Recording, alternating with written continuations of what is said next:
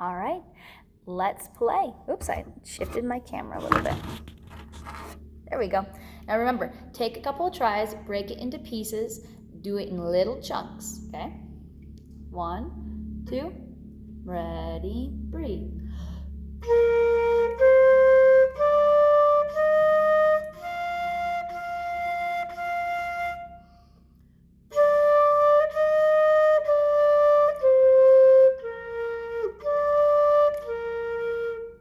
Now I want you to notice how close I was keeping my fingers. I was going slow and steady, but I was keeping my fingers very close to the flute. Whenever I was playing E flat and D, I was not sticking my fingers straight up. I was keeping it super close and keeping my fingers nice and close to the hole so that they didn't go flopping around when I was changing. Let's try it again. Just the first 2 measures. Ready, go.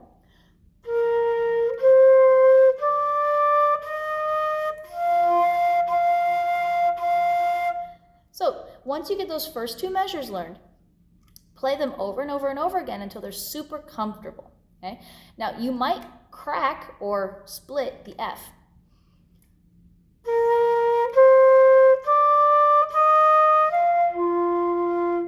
You hear how it went high and then low? That F is a high note. You know it's a high note because it is at the top line here. So when you play that F, you got to make sure you use fast air and you blow upwards to make it a higher note. Let's play the first 2 measures again. Ready, breathe.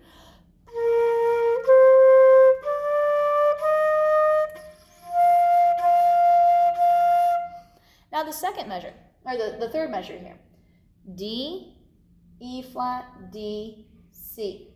Okay, so you got to keep your pinky here. When you come down to the C, make sure all your fingers are close. Here we are skipping over the C. We're going from line to a line, B flat to D to B flat. Okay, so let's start right here. 1, 2, ready.